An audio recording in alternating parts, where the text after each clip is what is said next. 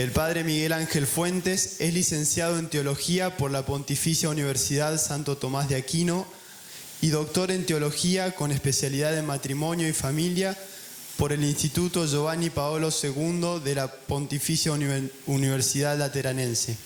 Ha escrito numerosos artículos publicados en las revistas Diálogo y Gladius. Escribió los libros Los hizo varón y mujer, el manual de preparación para el ministerio de la penitencia, Revestidos de entrañas de misericordia, el perfil biográfico de Marcelo Javier Morcela, Soy capitán triunfante de mi estrella, INRI, entre otros títulos. Actualmente se desempeña como profesor de Teología Moral en el Seminario María, Madre del Verbo Encarnado, en San Rafael, Mendoza. Lo recibimos con un fuerte aplauso. El título de esta conferencia es tener esperanza, tener fe en un mundo pagano. En un mundo pagano se entiende que no es el objeto de la esperanza, sino la situación que se vive. Por lo tanto, sería más correcto decirlo a pesar de vivir en un mundo pagano. Una de las cosas que maravillaron a los primeros conquistadores de América fue el picaflor. Lo llamamos nosotros también colibrí, pájaro mosca, tumuñuco, mainumbí. Incas y aztecas le daban nombres descriptivos, por ejemplo, bucle de la cabellera de la estrella de la mañana, gota de rocío, rayito de sol, hijo del viento entre los zonas. Porque las obras de Dios son realmente hermosas. Una leyenda indígena dice que Dios quiso hacer una cosa bella y creó el picaflor, pero luego el diablo quiso copiarlo y le salió el murciélago. El diablo es el mono de Dios y quiere imitarlo por envidia, pero justamente como no es Dios, le sale al revés. Dios creó el universo con orden, bondad y belleza y le dio por rey al hombre para que lo gobernara, lo cultivara y lo embelleciera. El diablo envidioso, dice el libro de la sabiduría, lo empujó a la rebelión y así entró el pecado, la muerte y una tristeza inconsolable. Este es el mundo entonces que desafía nuestra fe y nuestra esperanza. En torno al año 57, el extraordinario maestro Pablo de Tarso demostró que todos los hombres estamos necesitados de la misericordia de Dios y que ésta nos ha llegado con la encarnación del Hijo de Dios. Tanto paganos como judíos, escribía a los cristianos de Roma, están dominados por el pecado del que son incapaces de escapar. Solo la mano omnipotente y misericordiosa de Dios puede salvarlos. Esa es la tesis de la Epístola a los Romanos. El cuadro que pinta del paganismo es muy sombrío. Dice, la cólera de Dios se revela desde el cielo contra toda impiedad e iniquidad de los hombres que aprisionan la verdad en la injusticia. Los paganos entonces habían encerrado la verdad en el oscuro calabozo del silencio, sino del error. ¿La verdad sobre qué? La verdad en primer lugar sobre Dios. Y de la verdad sobre Dios, todo lo que se deriva, la verdad sobre todas las demás cosas, que no se pueden sostener, no se pueden mantener si sobre Dios se funda un concepto erróneo. Tarde o temprano también termina pagando todo el resto, ¿no? Con la luz de la razón somos capaces de descubrir y entender el mundo, a nosotros mismos y sobre todo, no también, sobre todo al Creador, primer principio y último fin de todo. Su existencia y muchos de sus atributos, que es todopoderoso, que es infinito, belleza, bondad pura, providencia amorosa, etc. Por eso dice San Pablo que los paganos quedan sin excusa, palabras suyas, porque habiendo conocido a Dios no lo glorificaron como a Dios ni le dieron gracias por ser hechura suya. Romanos 1:21. siglos antes, el autor del libro de la sabiduría había escrito algo semejante en un célebre pasaje, el capítulo 13 de la sabiduría, donde dice, entre otras cosas, esto: no fueron capaces, se refiere a los sabios del mundo pagano, no fueron capaces de conocer por las cosas buenas que se ven a aquel que es, ni atendiendo a las obras reconocieron al artífice que las hizo. Su pecado, por lo tanto, no se limitó a desconocer a Dios, sino que pasaron adelante, dirá luego San Pablo, y lo mismo el autor del libro de la sabiduría, a algo más abominable, que es considerar dioses y adorar cosas creadas, infinitamente inferiores a Dios e inferiores al mismo hombre, dice el texto del libro de la sabiduría. Al fuego, al viento, al aire ligero, a la bóveda estrellada, al agua impetuosa o a las lumbreras del cielo, los consideraron como dioses señores del mundo. Obrando así, los hombres enturbieron la luz divina del alma. San Pablo continúa él diciendo: se ofuscaron en sus razonamientos y su insensato corazón se entenebreció. Jactándose de sabios, estoy leyendo siempre a San Pablo, se volvieron estúpidos y cambiaron la gloria del Dios incorruptible por una representación en forma de hombre corruptible, de aves, de cuadrúpedos, de reptiles. Así surgieron los dioses paganos capaces de ser representados por el mundo irracional. Gnum, un carnero; Thoth, un ibis; Horus, un halcón; Hathor, una vaca; Buto, una serpiente; El-Kab, un buitre; Apis, un buey; Mnevis, un toro. Sin hablar de los dioses adorados en árboles, flores, piedras, fuentes y palos. Me estoy refiriendo al mundo que describe San Pablo, no el nuestro. El nuestro es exactamente igual. La New Age es exactamente esto mismo. De esta manera se profana y humilla la naturaleza divina, y eso es clave en el pensamiento de San Pablo. O sea, cuando uno hace eso, cuando llama a Dios a lo que no es Dios, uno, de alguna manera, en lo que está de parte de uno, no objetivamente, a Dios no se lo puede tocar, no se lo mancilla con nada, lo mancillamos en nosotros, ¿no? Pero en cuanto está de nuestra parte, se profana y humilla la naturaleza divina. Y Dios, dice la Sagrada Escritura, es celosísimo de su gloria. Es más, todo lo que creó, lo creó para que le diera gloria. Los entregó, por eso, dice San Pablo, continúa su pensamiento, los entregó a las apetencias de su corazón hasta una impureza tal que deshonraron entre sí sus cuerpos. A ellos que cambiaron la verdad de Dios por la mentira y adoraron y sirvieron a la criatura en lugar del Creador. Los entregó, dice. Significa esto en el lenguaje bíblico, no nos olvidemos siempre que nos manejamos en ese contexto. Los entregó significa que los dejó librados a sus propias manos sin su gracia protectora, porque la forma de expresarse que tiene el mundo semítico, ¿no?, es atribuir a la causa primera lo que la causa primera no solamente causa, sino también lo que permite.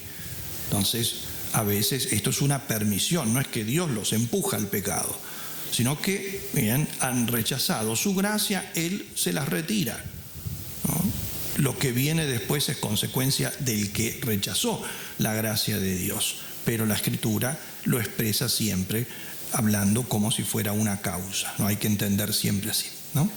Y qué trágicos extravíos vemos que es capaz de cometer el hombre cuando es abandonado de la mano de Dios, que deberíamos decir cuando se suelta de la mano de Dios. Los entregó Dios a pasiones infames, dice San Pablo, Romanos 1:26. Hombres con hombres, mujeres con mujeres y otros pecados inimaginables, dice a continuación, versículos 26 y 27, siempre del primer capítulo de la carta a los Romanos. Lo que hoy algunos reivindican como un derecho, entró en el mundo como un castigo deshonroso. Dios permitió que cayesen en pecados sórdidos y humillantes. ¿Para qué? Para moverlos a humildad. y para que se diesen cuenta de cuál era la dimensión del mal que habían cometido.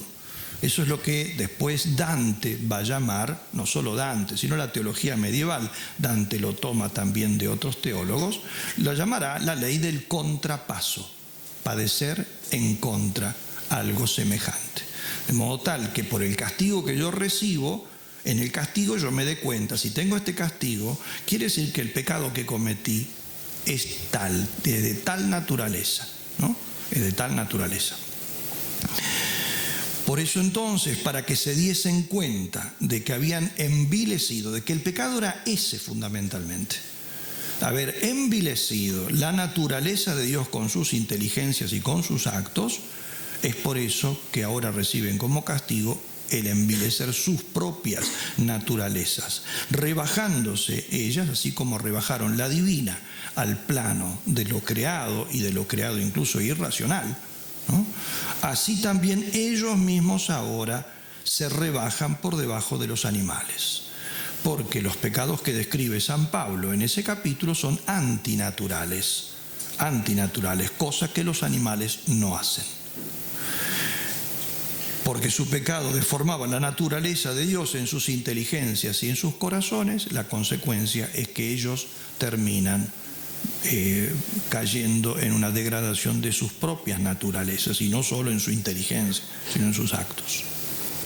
Por eso, en consecuencia de esta realidad, el mundo pagano fue un mundo muy triste, lo cual no quiere decir que no haya tenido sus glorias y que no haya tenido cosas realmente maravillosas, porque no se apaga nunca la ley de Dios, no se apaga nunca la luz de la razón, no se apaga nunca esa imagen, al menos en lo ontológico, que queda grabada en el corazón del hombre. El hombre es hecho a imagen de Dios, es hecho a imagen de Dios. Puede empañarla, puede ensuciarla, puede corromperla, pero queda ahí ese rasgo íntimo, profundo.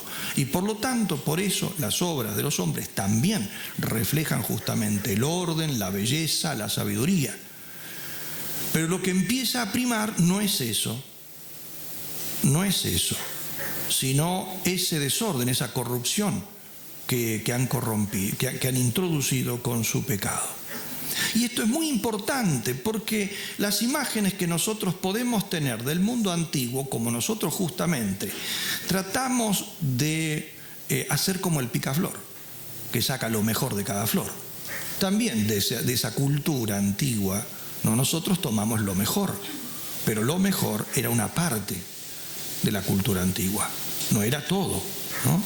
Muchos piensan que los paganos coronaban sus cabezas de laureles y flores y pasaban el día danzando al son de arpas y flautas en banquete donde el vino corría como agua por las acequias, pero no era así.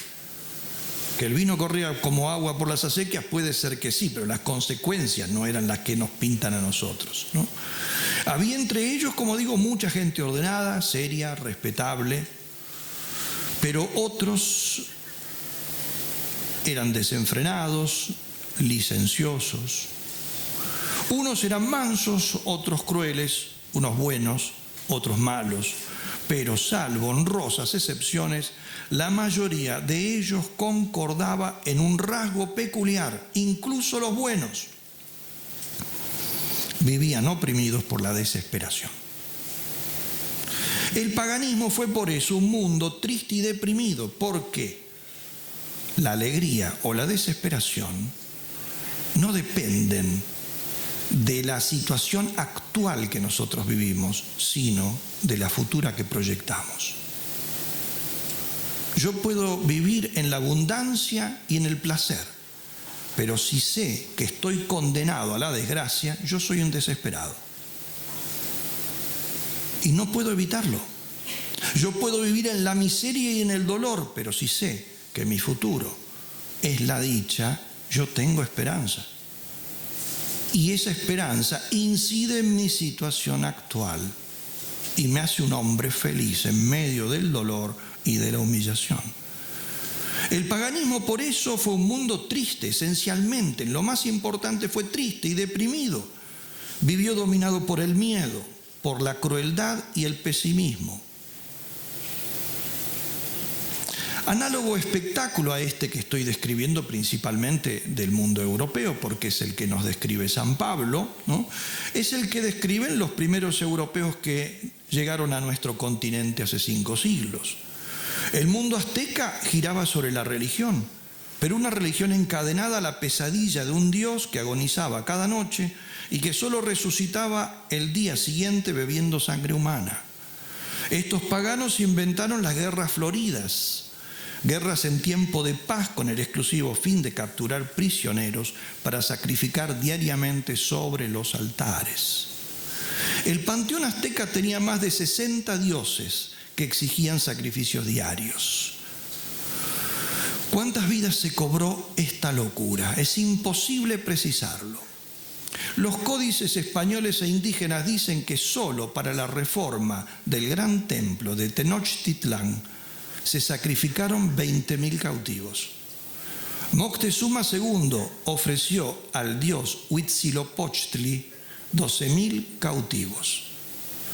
Entre las tribus que habitaban el actual suelo argentino, y tomo estos datos, al menos los argentinos, ¿no?, del gran historiador que fue el padre Cayetano Bruno, en esa obra monumental, en muchos tomos, de la historia de la Iglesia eclesiástica argentina.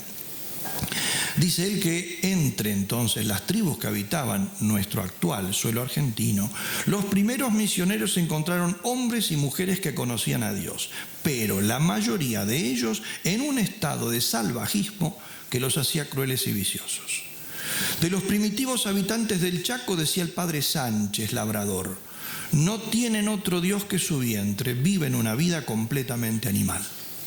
Los patagones, onas, yámanas, guaraníes tenían cierta noción de Dios, pero otros carecían de religión, como los pobladores del Valle Calchaquí, según el gran misionero el padre Barzana, o los lules, los matacos y tal vez los querandíes. Y la mayoría de ellos vivían sometidos por sus magos y hechiceros y esclavizados por el temor del diablo, a quien rendían culto para que no les hiciese ningún mal. Basta leer las crónicas de San Roque González, por ejemplo, donde relata esto, ¿no? Y la oposición justamente que le hicieron y el martirio que terminaron sufriendo él y sus compañeros justamente en manos de los brujos. O la famosa conquista espiritual de Ruiz de Montoya, donde relata el misionero más grande que tuvieron los guaraníes, ¿no? El que hizo el éxodo guaraní desde el primitivo Guairá a la zona donde actualmente están lo que nosotros llamamos las reducciones jesuitas. Y en la conquista espiritual él habla justamente de esas luchas y de esa presencia satánica en ese mundo que fue reculando a medida que se hacían sagrarios. Es muy interesante si uno lee los libros de los primeros misioneros, por ejemplo, a quien nosotros conocemos con su seudónimo, Fray Motolinía, ¿no?, el gran misionero de México. Él dice que si uno quiere buscar, escribe de la evangelización, pero si uno quisiera buscar dónde estaban los templos paganos, tiene que ir a las iglesias dedicadas a San Miguel Arcángel. Porque los templos paganos, sobre todo aquellos donde era explícito alguna adoración satánica, los exorcizaban de esa manera, convirtiéndolos en iglesias dedicadas al gran exorcista, San Miguel Arcángel. Otros quedaron en pie, pero muchos de ellos justamente son las primeras iglesias y por eso se dedicaron a ese ángel. Eso lo cuenta Fray Motolinía. Estos indios de los Puelches, dice el padre Sánchez Labrador, ni creen ni dan culto alguno o veneración a nada, ni sin distinguirse de las bestias. Viven sumergidos en una deplorable ignorancia de su Creador. Ni le creen, ni le confiesan, ni quieren tomar trabajo, ni ponen diligencia alguna en inquirir la causa de toda belleza creada. Pero creían en el demonio, a quien llamaban Gualicho, es decir, desolador de todo cuanto existe. Al príncipe de los demonios lo llamaban Elel y le dedicaban la principal de sus fiestas. De los avipones dice que al demonio lo llamaban Cota, que quiere decir nuestro padre, reconociéndolo como bienhechor. Los mocoretaes, querandíes, timbúes y otros practicaban la poligamia, el canibalismo y la hechicería. Nombro estos pocos ejemplos de la degradación a la que condujo el abandono de Dios que comenzó con la rebelión del paraíso terrenal. Simplemente para que queden claro que la imagen de los hombres mansos, felices y sanos que habrían vivido en estas tierras antes de la llegada de los europeos, corrompidos recién con el contacto con los conquistadores, es un mito falso como el demonio que lo inspiró. El paganismo americano, el europeo o el asiático son siempre paganismo.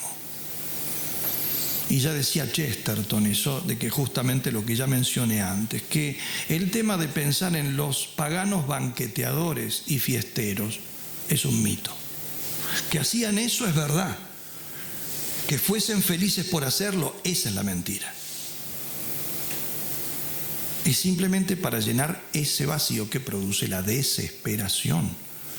Porque el paganismo, ¿qué es fundamentalmente? Es un mundo sin Dios. Cuando hablo de paganismo me refiero al sentido que nosotros le damos hoy en día a la palabra pagano. Porque la palabra pagano simplemente quiere decir el que vive en el campo, en el pagus, el pago.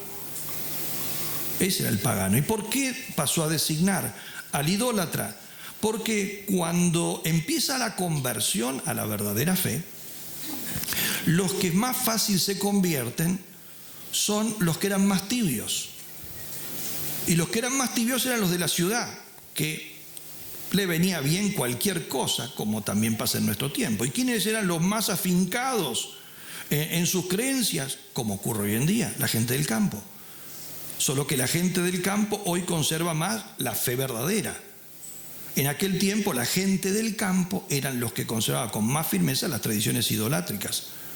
Por eso es que se los llama pagano justamente a los idólatras que se aferran a sus tradiciones, ¿no? Por lo tanto, paganismo significa aquí, en lo que yo estoy usando, quiere decir justamente la idolatría, que es de la que habla San Pablo y la que habla el libro de la sabiduría.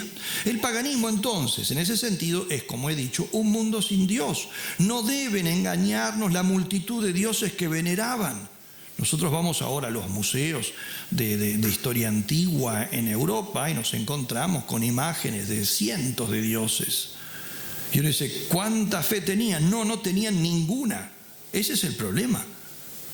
El panteón romano, en el panteón romano cabía cualquier dios, pero eso no es un signo de fe, sino de escepticismo y de incredulidad.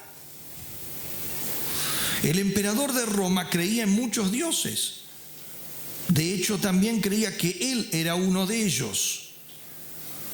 Un Dios, sin embargo, que no podía evitar los dolores de muelas ni las descomposturas que seguían a sus interminables banquetes. Y por eso era esclavo del miedo a sus rivales, y sabía que siempre merodeaba un puñal traicionero dispuesto a convertirlo en un Dios, porque sobre todo lo deificaban cuando se morían, ¿no? O sea, un Dios muerto. Él se creía un Dios o un semidios, pero sentía miedo, lloraba y se le ponía la piel de gallina. ¿En qué se diferenciaban los otros dioses de su panteón si era él quien los declaraba dioses? El mundo pagano por eso creía en muchos dioses, es decir, no creía en ninguno. Y de ninguno podía esperar sobre todo salvación. Aún sí creía, porque evidentemente que había gente y gente. Y algunos sí creerían con sinceridad. Y habría algunos que intuirían que ese panteón de dioses era simplemente una forma mitológica de expresar la fe en un ser o en muchos seres que no son estos, que no están limitados, que no tienen, no tienen forma de animal, de pájaro, de esto, de árbol, de lo que sea, como se los planteaba su panteón, pero igualmente no sabían lo que era. Ahora, lo que sí, por más que creyeran en algo distinto y más espiritual, ese no podía salvarlos. Por eso, hablando religiosamente, el paganismo fue un mundo triste y sombrío. No debe extrañarnos que para muchos paganos la salida del sufrimiento y de la derrota fuese con frecuencia el suicidio. Como nos lo recuerdan los nombres de un Séneca, Catón, Dido, Bruto, Marco Antonio, Cleopatra, Aníbal y la lista interminable de célebres suicidas. Así se presentaba el paganismo, sin salvación, con una inmortalidad sombría y amnésica, como incluso lo describen los mejores de la antigüedad, porque esa ultratumba que describe un Homero o un Virgilio es una existencia que es una existencia muy desgraciada, amnésica, o sea, ni siquiera tienen recuerdo. Imagínense lo que significa vivir sin recuerdo, el perder la memoria, no saber a quiénes has amado, ni quiénes te aman, y pensar que eso es para siempre. Eso es el infierno. Si no hay tormentos, es una cosa secundaria, porque el mayor tormento es ese. Y ese es la ultratumba que describe un Homero y un Virgilio. El paganismo es un ejemplo notable, no es ni el único ni el más grave quizá entonces, del daño que hizo el pecado original. Este no corrompió nuestra naturaleza, pero la privó de los dones sobrenaturales con que Dios la había engalanado: la gracia, la inmortalidad, la impasibilidad, la ciencia, el gobierno perfecto, y la hirió en su vigor original hacia la virtud. La tradición menciona 4 heridas fundamentales que nos dejó el pecado: la ignorancia o debilidad intelectual para encontrar sin errores la verdad, especialmente la verdad sobre Dios. Y el mayor testimonio que tenemos esto es los profesores de filosofía, de historia de la filosofía. ¿Qué es la historia de la filosofía? Es la historia, sobre todo de la filosofía antigua, es la historia de los grandes esfuerzos que hicieron las mentes más preclaras para llegar a la verdad. Pero lo que dice uno lo contradice el otro. Es decir, que ni las mentes más preclaras pudieron llegar. Por eso es que Santo Tomás explicará después que es moralmente necesaria la ayuda de Dios, incluso a nuestra naturaleza intelectual, porque no podemos llegar con seguridad, ni prontamente, ni sin riesgo de error, a las verdades fundamentales sobre Dios, sobre nosotros mismos, sin una ayuda de Dios. Pero eso no porque la naturaleza humana sea en su esencia algo defectuoso, sino porque ha introducido en ella una herida, el pecado original, la herida que se llama ignorancia, técnicamente hablando. La malicia de la voluntad o debilidad para atender al auténtico bien y vivir la justicia, la concupiscencia afectiva por la que nuestra carne apetece cosas contrarias a la razón y nos sumerge en un mundo de pasiones, y la cobardía por la que tememos el sufrimiento, rehuimos lo difícil, esquivamos la defensa de las causas justas y nos cuesta tanto jugarnos por las cosas nobles cuando implican perder algo. El pecado original deja al hombre librado a sus propias fuerzas, expulsado de la presencia de Dios, como leemos en el libro del Génesis. Adán y Eva expulsados del paraíso y un querubín puesto en la puerta con una espada flameante para que el hombre no pueda entrar por ahí. No que no pueda entrar, por ahí no puede entrar, por la puerta fácil. Tiene que hacerlo por la difícil. La del sufrimiento, la de la expiación, la de la conversión y sobre todo esperando la redención de Cristo, ¿no? Y el ser humano, sin la mano protectora de Dios, que no solo lo protege de sus enemigos exteriores, sino de las maquinaciones de su propio corazón, que son las peores, como hemos visto en el texto que he leído de la carta a los Romanos, los entregó Dios a las propias maquinaciones de su corazón y terminaron haciendo todo eso que describe el apóstol, ¿no?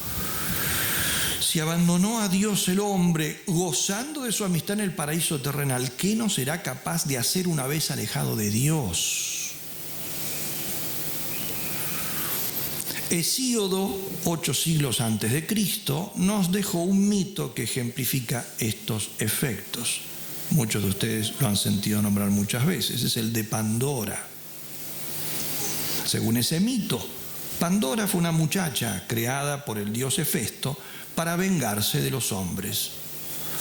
La hizo por eso muy bella, agraciada, deseable, pero llevaba como regalo de bodas una caja que ella nunca debía abrir. Como he de suponer, el problema de Pandora era la curiosidad. Problema no de las mujeres, de los seres humanos, ¿no? Por eso la desdichada no pudo vencer su curiosidad y la misma noche de sus bodas abrió la caja. Cuando abrió la caja, lo que salió de ella fueron todas las calamidades que allí se encerraban. En el susto, lo que hizo fue pegar bajó la caja con toda su fuerza y se escapó todos menos una sola cosa. Lo único que se quedó encerrado fue la esperanza. Todas las calamidades girando, menos la esperanza. Es curioso en el mito de Pandora. No tenían esperanza, se quedó encerrada. La culpa no es de Pandora, es de Adán. En realidad, Pandora es un mito de Adán. Sin conocer a Adán, en realidad, el mundo antiguo intuyó esa culpa original, ¿no? Que no fue un acto de curiosidad, sino de otra cosa, ¿no? Del pecado que introdujo en este mundo el primer hombre. Y con él, con el pecado, todos los males que se adueñaron de él, de este mundo. El primero y más grave, la división entre el hombre y Dios. Es el primer mal. Me abandonaron a mí, dice Dios por boca del profeta Jeremías en un texto admirable, ¿no? Del capítulo 2 de su profecía. Luego la división dentro del mismo hombre, como lo expresa San Pablo en la carta a los Romanos, el capítulo 7, cuando dice: no soy yo quien obra, sino el pecado que habita en mí. Pues advierto otra ley en mis miembros que lucha contra la ley de mi razón y me esclaviza a la ley del pecado que está en mis miembros. Dos leyes, una la conciencia y otra la de los deseos torcidos. A esa división interior, división del hombre con Dios, división del hombre en sí mismo, a esta sigue la enemistad entre los mismos hombres. Desde el primer instante hay que releer la Sagrada Escritura una y otra vez y ver lo que en el fondo nos dice. Adán acusa a Eva, Caín asesina a su hermano Abel, Esaú trata de matar a su hermano Jacob. Los hermanos de José deciden primero matarlo, luego terminan vendiéndolo como esclavo. Unos se hacen perseguidores y verdugos de sus propios hermanos. Y esta es la Sagrada Escritura que nos habla de los hombres. Y finalmente la división entre el hombre y el mismo mundo que lo rodea. Esto ya está en el Génesis. Por haber comido del árbol que yo te prohibí comer, queda maldito el suelo por tu culpa. Con fatiga sacarás alimento de él todos los días de tu vida. Espinas y abrojos te producirá. Con el sudor de tu rostro comerás el pan. El hombre con el pecado arruina incluso la misma tierra que pisa. Y su pecado la lleva a destruirla con ese afán destructor. Por eso en el Apocalipsis, en el juicio final, dice Dios: ahora llega el momento de arruinar a los que arruinaron la tierra. Porque la han corrompido, la han usado, le han dado un uso que no es el que tenía que tener, un uso en contra del mismo hombre, en contra del mismo Dios. El libro de la sabiduría describe al hombre pecador diciendo, por eso, los impíos con las manos y las palabras, o sea, con sus actitudes, con sus gestos y sus palabras, llaman a la muerte. Teniéndola por amiga, se desviven por ella y con ella conciertan un pacto. El pueblo judío no fue una excepción. Uno podría decir, bueno, usted está hablando del paganismo, ¿sí? La historia de la salvación es la historia de dos pueblos. En la Sagrada Escritura se enfoca principalmente la atención sobre el pueblo elegido y el otro pueblo está allí como la contraparte. Yo he hablado más de la contraparte, pero el pueblo elegido por Dios no es ninguna excepción. Por eso San Pablo, después de haber hablado esto que he dicho sobre el paganismo, dice algo semejante respecto al judaísmo. Recibió una vocación divina y una ley santa, pero jalonó su historia de apostasías y traiciones a Dios. Por eso San Pablo les dice, a continuación de lo que ha dicho a los paganos, le dice a los judíos: tú predicas no robar y robas. O sea, tú tienes la ley. Ellos ni siquiera tienen la ley escrita, la tienen en sus corazones. Pero tú tienes más. Dios te la ha revelado. Por eso tú la predicas y haces muy bien, pero haces lo contrario. Tú predicas no robar y robas, prohíbes el adulterio y adulteras, aborreces los ídolos pero robas sus templos, o sea, te enriqueces con sus templos. Eso es lo que él está diciendo. Tú que te glorías en tener la ley, transgrediéndola deshonras a Dios. Porque como dice la Escritura, San Pablo cita a su vez el Antiguo Testamento, el nombre de Dios por vuestra causa, o sea, por la del pueblo elegido, es blasfemado entre las naciones. Como sigue pasando hoy en día, incluso en el cristianismo. ¿Cuántos las cosas que dicen denigrando el catolicismo no las dicen apoyándose quizá en ejemplos que le dan los católicos, los malos católicos? Ustedes predican eso, pero ¿y qué religión tiene fulano de tal y fulano de tal y fulano de tal? Imagínense, si tenemos presidentes abortistas, y no en nuestro país solamente, y se dicen cristianos, y algunos se dicen católicos, ¿qué nos puede esperar? ¿Qué pueden decir de nosotros el mundo?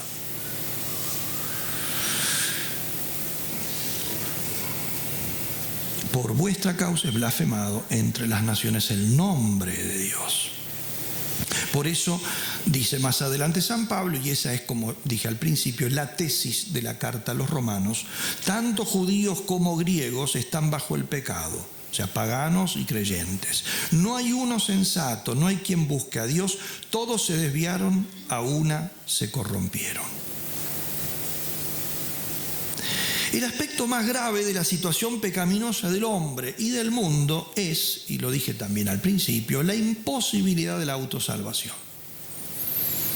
Digo, incluso entonces entre los paganos, ¿no? Los que tenían mejor concepto de Dios, tenían concepto de Dios, pero no de la salvación. No de la salvación. Cuando San Pablo menciona el tema de la resurrección de los muertos,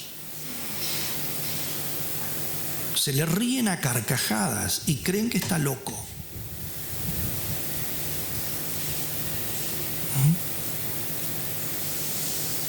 Eso fue en Atenas, el lugar de la filosofía, de los grandes filósofos, ¿no? Tuvo que ir a ser los primeros discípulos. Bueno, ahí algunos creyeron en él, pero la iglesia más floreciente que funda en esos lugares es en el lugar donde estaba la peor corrupción y los prostíbulos sagrados, Corinto. Pero en el lugar de los sabios se le rieron en la cara.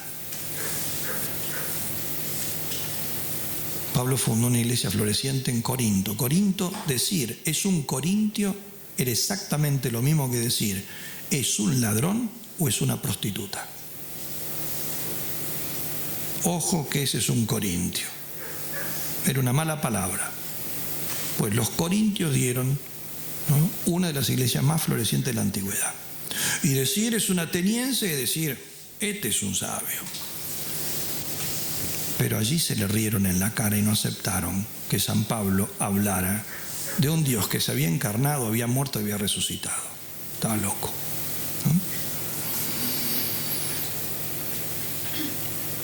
Como digo, entonces, el aspecto más grave de la situación del hombre y del mundo sin Dios, o con un Dios que no es el Dios cristiano, es la imposibilidad de la salvación. Porque el hombre no puede salvarse a sí mismo, y un Dios que no puede salvar, entonces ya no existe ninguna salvación. Un hombre puede suicidarse, pero no puede devolverse la vida. El pecado es un suicidio. Por eso el hombre no puede salir por sí solo del estado de pecado. Esto es de fe.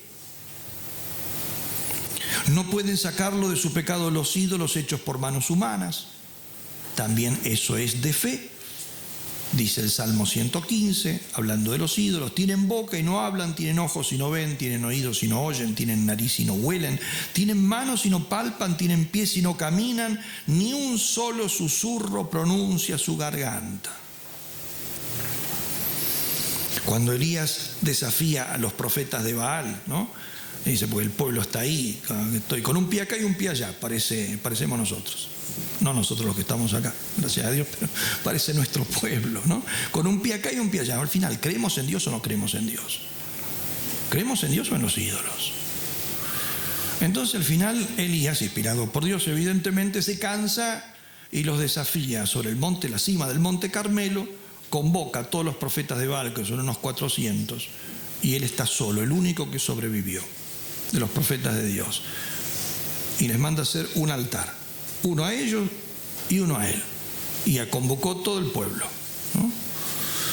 Y allí le dicen, bueno, cada uno que invoque y pone allí arriba, ¿no?, un animal muerto en cada uno de los dos, pone su sacrificio, y el Dios tiene que consumirlo. Entonces empiecen ustedes, que son más, empiecen a invocar a su Dios, y de la mañana a la tarde están dando vuelta y saltando, y como hacían ellos para entrar en éxtasis, haciéndose cortes, heridas, etc. Y él le va diciendo, griten más fuerte, porque como es un Dios tan importante, en una de esas salió y está de viaje, por eso no los escucha, o por ahí está dormido, griten fuerte a ver si lo despiertan.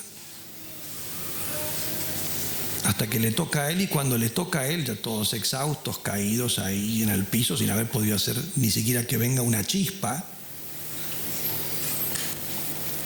hace hacer una acequia en torno al altar y le dicen, echen 7 jarrones, 7 jarras de las grandes de libación de agua arriba del sacrificio, y vuelven a echar otras 7 más y otras 7 más.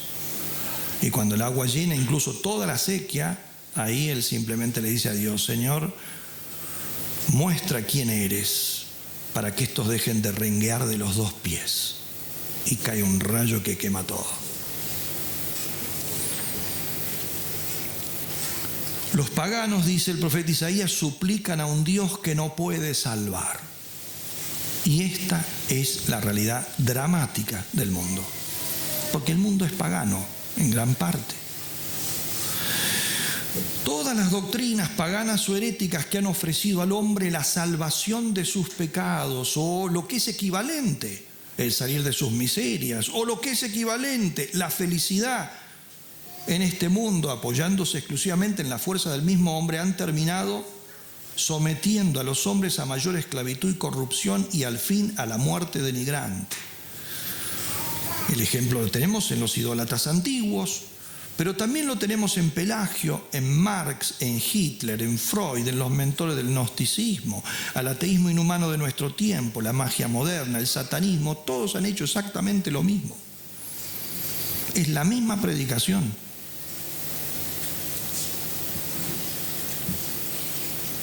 Bueno, comencé hablando del picaflor, que es la obra hermosa de Dios, y del murciélago, remedio del diablo, y me quedé solamente con el murciélago, ¿no? Podríamos preguntarnos entonces si es que Dios ha abandonado al mundo en este mar de tinieblas, y la respuesta es no. Dios es infinitamente misericordioso y más poderoso que 1.000 millones de diablos juntos. Y movido por su misericordia encendió una llamita de esperanza en el corazón de los hombres. Al mismo tiempo, esa llamita la encendió al mismo tiempo en que el hombre entraba en la noche moral que había inaugurado con su pecado. Esto es lo más asombroso. Es lo más asombroso. Todavía estaba fresca la ofensa de Adán. Adán todavía no se había cambiado la primera hoja con la que se tapó sus vergüenzas después del pecado. ni se había marchitado eso, ¿no? Escondiéndose todavía detrás del follaje, avergonzado por su pecado, todavía no se habían apagado los ecos del castigo divino cuando ya estaba Dios prometiendo la futura salvación del mundo. Porque la promete ahí mismo. Por eso, ciertamente, o sea, lo que nos llama la atención en ese relato del pecado original, de la caída de los hombres, es la bondad de Dios.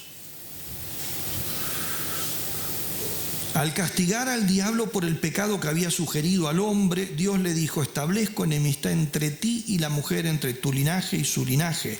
Él te aplastará la cabeza mientras tú acechas su talón. El linaje, o sea, es Cristo. El diablo está condenado a solo acechar. El límite que le pone Dios, o sea, lo único que Dios le permite al diablo es acechar el talón. Si alguno se lo ha mordido, la culpa que la asuma. Porque Dios solo le dio permiso para acechar.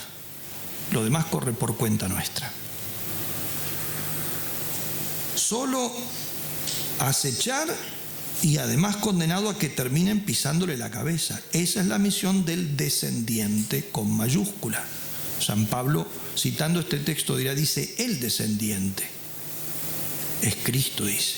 El descendiente de la mujer, el Mesías. La mujer no es solo Eva, es la nueva Eva, es María. Por eso ese texto se conoce como el protoevangelio, el primer evangelio, el primer anuncio de la buena nueva, eso quiere decir primer evangelio. San Pablo dice en la segunda carta a los tesalonicenses: el poder de Dios es tan grande que destruirá todo el poder del mal. Ahí él lo está concretando en el hijo de la perdición, el anticristo, pero resume todo lo que es el poder del mal, ¿no? Lo destruirá con el soplo de su boca y lo aniquilará con la manifestación de su venida. Solo la luz de la venida de Cristo. Solo la luz de la venida de Cristo. Es interesantísimo en el Apocalipsis cuando Juan describe todo el ejército enemigo, ¿no? Lo hace con todo lujo de detalle. Después describe el ejército de Cristo sobre el monte Sión, los santos, todo. Y después no describe la batalla. Se pasa un capítulo entero describiendo los dos ejércitos y no describe la batalla. Dice simplemente que triunfó el Cordero. Porque la batalla es simplemente el mostrarle la luz de su rostro.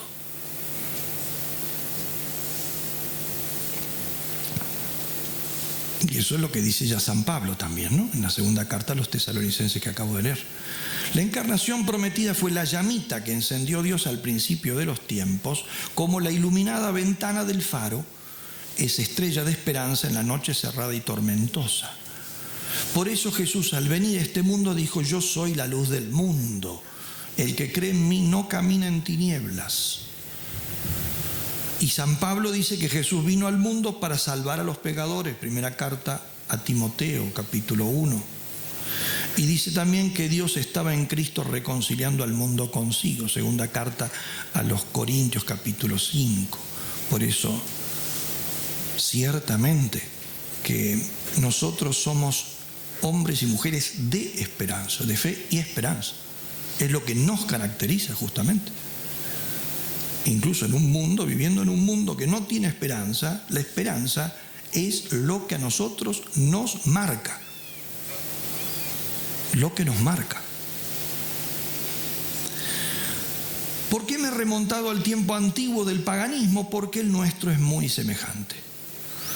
La hora que vivimos está llena de desesperanza, para muchos carece de sentido, está atestada de falsos dioses, desorientada, rebosa injusticias.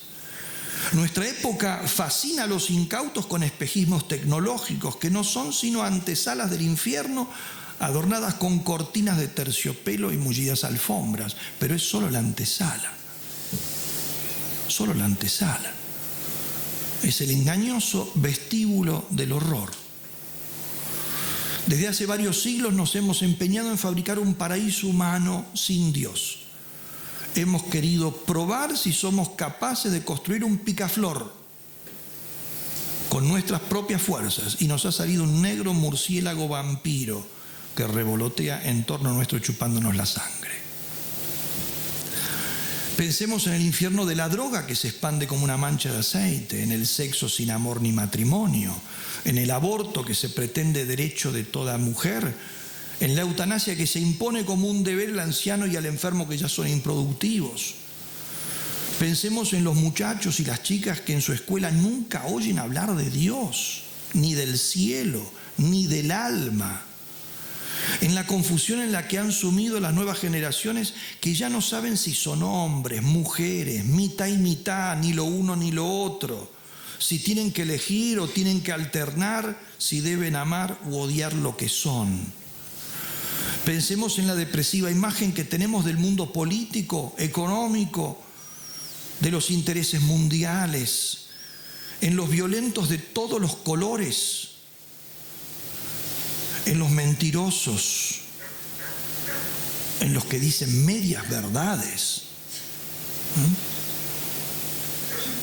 en los que difunden falsedades a puñados, sumiéndonos en la total incertidumbre de qué es verdad y qué es mentira. No sabemos a quién creerle y de quién dudar, quién es auténtico y sincero y quién te vende el cuento del tío y quién no. Pensemos en nuestra situación actual.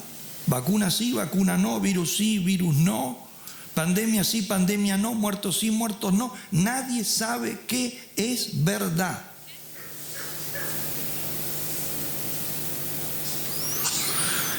Esto ciertamente es una noche moral, un día largo que describe magníficamente el profeta Ezequiel diciendo cubierto de nubarrones y tinieblas. Estamos cargados por eso, no nosotros, gracias a Dios, pero el mundo en sí, de desesperanza. Lo vemos en la forma trivial en que se habla del suicidio hoy en día,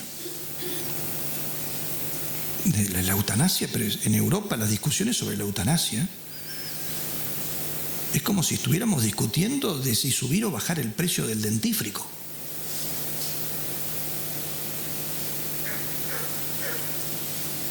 Acaban de practicar la eutanasia hace una semana a una mujer, creo que en Bélgica, por el hecho de que las nuevas medidas del COVID la sumieron en un grado muy alto de aburrimiento. Entonces no tiene la pena vivir. Pidió la eutanasia por situación de aburrimiento. Pero lo peor de todo no es eso, porque tenemos un loco para cada gusto. El tema es que se la concedieron. Entonces, ¿el loco es el que lo pide o el que se lo da? O mejor, ¿el loco es el que se lo pide, el que se lo da? ¿O la sociedad que mira la cosa con indiferencia? O sea, oh, lo que pasó, qué curioso. En vez de salir todos a la calle a decir, pero estamos todos locos. Efectivamente, es así. Es así.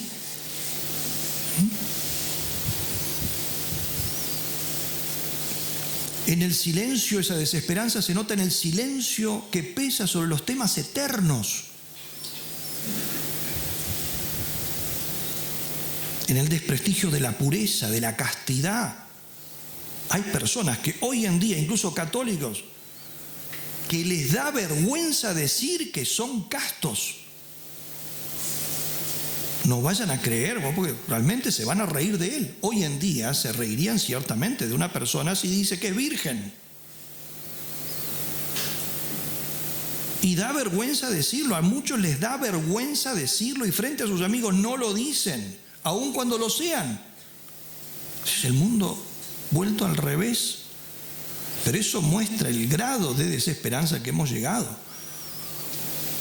El desprestigio por el matrimonio fiel, por la inocencia, por el pudor.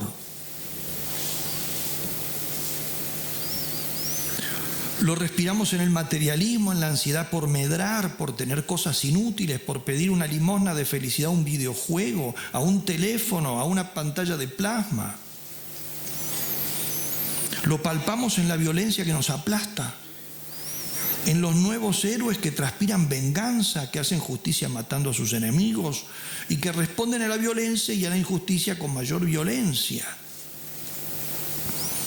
Un mundo así es un mundo que ha perdido la fe, que ha olvidado la caridad y que no tiene ya pizca de esperanza.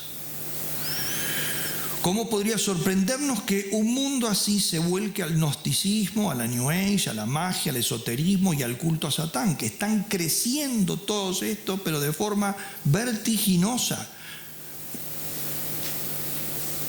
Y sobre todo entre los adolescentes, pero no solo. Algo tiene que llenar evidentemente ese vacío de Dios que hemos creado.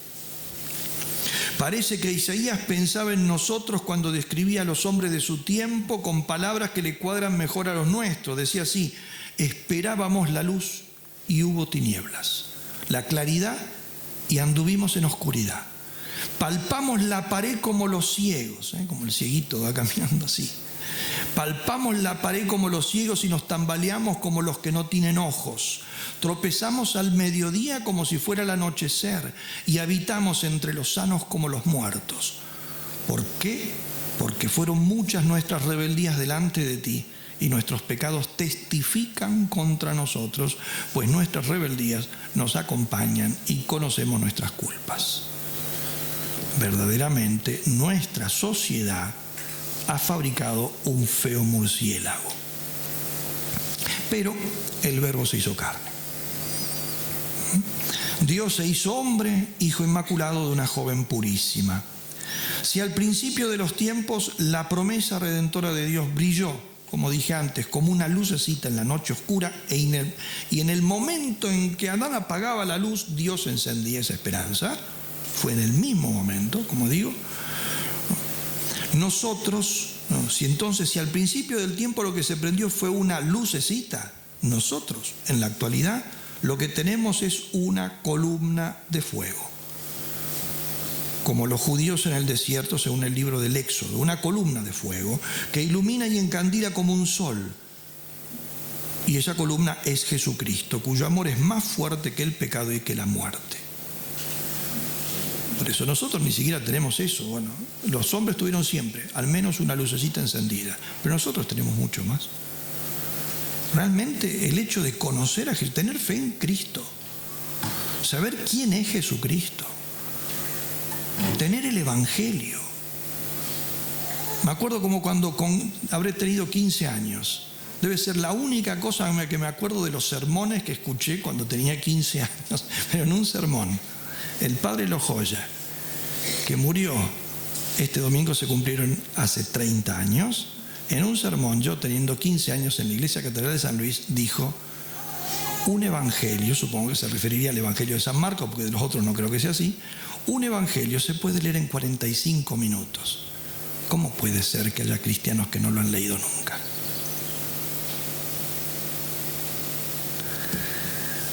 Y si hemos leído, y si leemos y releemos y releemos, y una y otra vez hasta que se nos grabe, como lo sabían algunos santos de memoria, Santo Domingo de Guzmán sabía de memoria el Evangelio de San Mateo, nosotros tenemos una antorcha encendida que nos encandila. No debemos por eso tener miedo. No tengáis miedo, dice Jesucristo. Yo he vencido al mundo. Ese mundo que acabo de describir de la forma más negra posible, quedándome corto porque los negros que nosotros usamos son ni grises remotos. Porque la realidad siempre supera lo que nosotros podemos describir. Sin embargo, frente a eso, Jesucristo dice: yo ya he vencido al mundo. Y si en algún momento nos sentimos agobiados porque nos olvidamos de estas cosas, bueno, recemos serenamente ese salmo que casi todos conocemos, pero que a veces rezamos poco, el Salmo 22, con el cual termino. Dice así: el Señor es mi pastor, nada me falta. En praderas de verdes hierbas Él me apacienta. Me conduce hacia las aguas de reposo y conforta mi alma. Él me guía por senderos de justicia por amor de su nombre. Aunque pase por valles sombríos, no temo mal alguno, porque Él va conmigo. Su vara y su bastón me serenan. Sí, la dicha y la gracia me acompañan todos los días de mi vida. Mi morada es la casa de Dios a lo largo de mis días. Por eso confiemos en Jesucristo, Él no defrauda. Muchas gracias.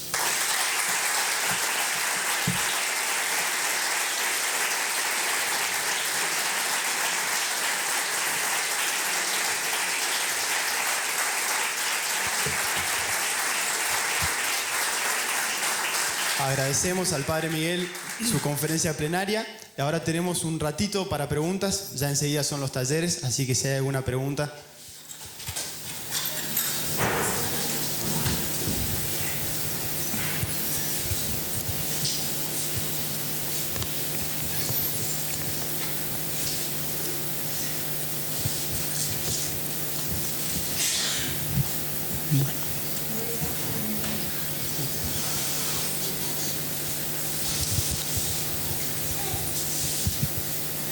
¿Qué tal, Padre? Bueno, muchas gracias, como siempre tan fecundo sus charlas. Usted nos ha hablado del mundo pagano. ¿Existe la posibilidad de que ese paganismo invada la iglesia o puede estar sucediendo eso? Bueno, eso está profetizado, no solamente existe la posibilidad. Justamente el Apocalipsis también habla de eso, ¿no? En las cartas a las 7 iglesias, que es el marco, ¿no? Como vendría a ser el envío a la iglesia del gran mensaje revelado en el Apocalipsis, que comienza propiamente a partir del capítulo 4. Los primeros 3 capítulos son las cartas a las 7 iglesias. A las cuales se les dice que tienen que recibir justamente lo que el Espíritu dice a las iglesias. Pero lo que el Espíritu dice a las iglesias no es la cartita de cada una, sino el resto del Apocalipsis, ¿no? Ahora, la descripción que se va haciendo de cada iglesia, que puede aplicarse a muchas cosas diversas, la situación de cada alma, las comunidades cristianas, las épocas distintas, ha habido muchas interpretaciones, ¿no? Pero ciertamente representan la iglesia en su totalidad y a lo largo de la historia y a lo largo en el espacio. Por eso son 7 iglesias de todas las comunidades del Asia Menor. San Juan elige 7 que incluso se encuentran en un camino circular. Incluso en el orden que él las dice, es como si un mensajero va girando a cada una de ellas, ¿no? Por lo tanto, lo que significa el número 7, la circularidad y todo, significa que el Apocalipsis va dirigido no a las 7 iglesias del Asia Menor, a las que se las manda San Juan, sino a toda la iglesia universal. En el tiempo, y en el espacio, a todos los cristianos de su tiempo y a todos los cristianos de todos los tiempos. En cada una de esas iglesias, San Juan va describiendo luces y sombras. Algunas más luces, algunas luces y sombras equilibradas. En las últimas, sobre todo la de la Odisea, sombras con muy poquitas luces. En todas esperanza, en todas llama a la conversión. Pero las sombras que va describiendo son, como dicen los estudiosos, son todos infiltraciones, claudicaciones frente al paganismo.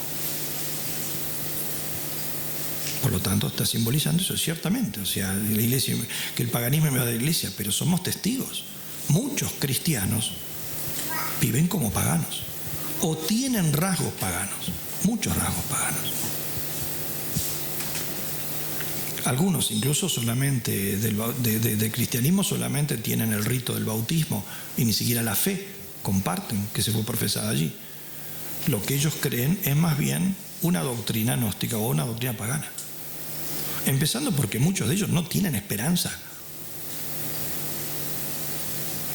Se podría hablar mucho de esto, pero con eso basta. O sea, ciertamente que sí, como digo, eso está dicho en la Sagrada Escritura, está dicho en el Nuevo Testamento. El Nuevo Testamento, las amonestaciones de San Pablo, muchas veces lo que a las distintas iglesias a las que le escribe, las cartas que escribe, muchas de ellas son infiltraciones paganas, ¿no? ¿Cómo puede ser que algunos de ustedes no crean en la resurrección de los muertos? Si no resucitaron los muertos, entonces Cristo no resucitó, entonces nuestra fe es vana. Eso eran los corintios. Muchos no creían en la resurrección de los muertos. Y él se las había predicado. Dice, ¿pero qué les fui a predicar? Le dice. Exactamente lo mismo que en Atenas. Se habían burlado, se lo habían recibido. Pero después algunos de ellos empezaron, digamos, a decir, bueno, pero esto es que quedamos medio en ridículo con con los sabios, pues cada vez que le hablamos de la resurrección se nos ríen, claro, como se le habían reído a San Pablo, se le estaban riendo a ellos, entonces empezaban ahí, bueno, sí, resurrección. Quien dice resurrección dice, o sea, que el alma es inmortal. No, resurrección es otra cosa.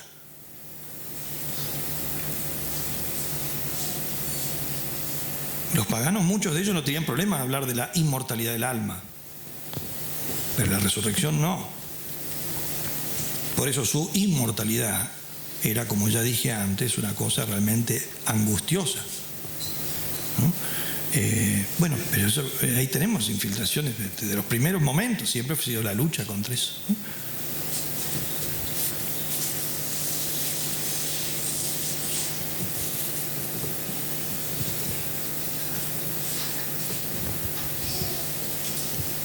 Buen día, Padre, muchas gracias. Una pregunta. El Padre Castellani observa que Jesucristo siempre da un mandato positivo de alegrarse, y particularmente cuando Él da su sermón escatológico y muestra todas estas tremendas situaciones de los últimos tiempos, dice alégrense. Y dice una orden, un mandato, y si es un mandato es porque lo podemos hacer. Entonces mi pregunta es, ¿nos estamos olvidando nosotros de cumplir ese mandato? ¿Y cómo podemos alegrarnos en medio de todo esto? Porque si algo nos ha ganado es esa tristeza que usted describe del paganismo, y yo veo que también nos ha ganado a los cristianos. Claro. ¿Cómo podemos obedecer ese mandato de alegrarse? Bueno, eso está justamente en el motivo que da Jesucristo, porque Jesucristo cuando dice eso, alegraos, lo dice en varias oportunidades, muchas veces lo repite en la última cena, ¿no? Y fundamentalmente el motivo que da es el que yo leí ese texto, es yo he vencido al mundo. Yo he vencido al mundo. Entonces, técnicamente hablando, a ver, la alegría, ¿qué es la causa?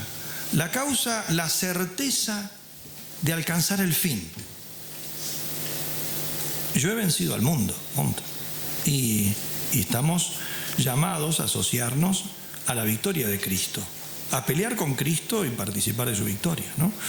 Entonces, el problema de la tristeza es de aquellos que en realidad no les empiezan a perder interés en el fin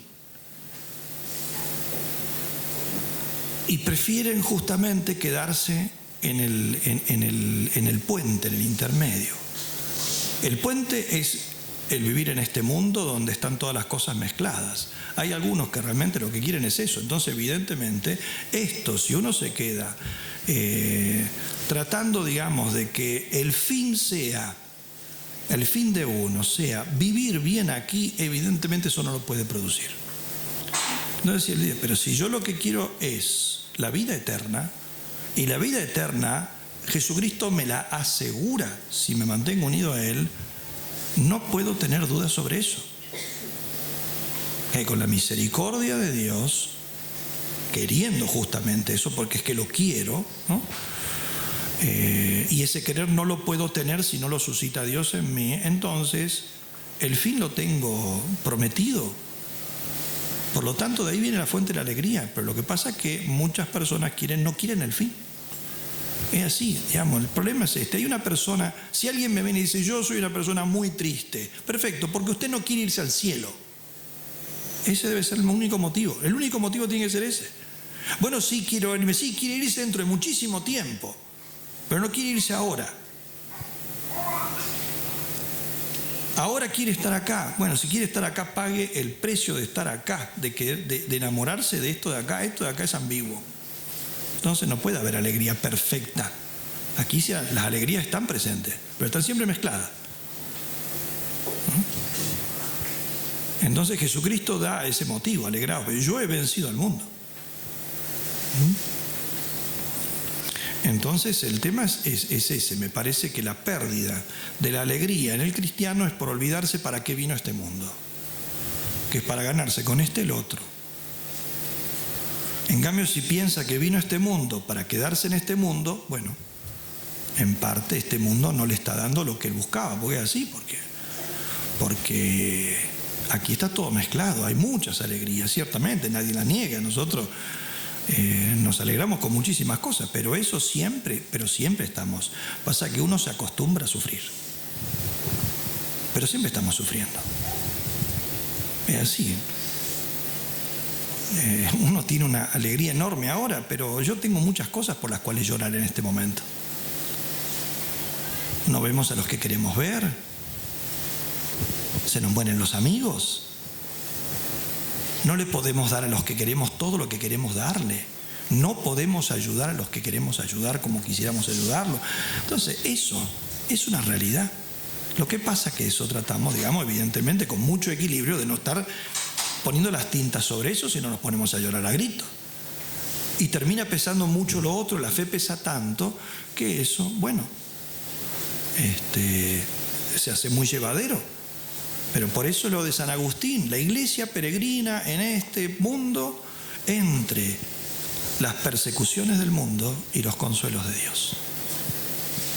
La iglesia y cada uno de sus miembros. Esa es la realidad.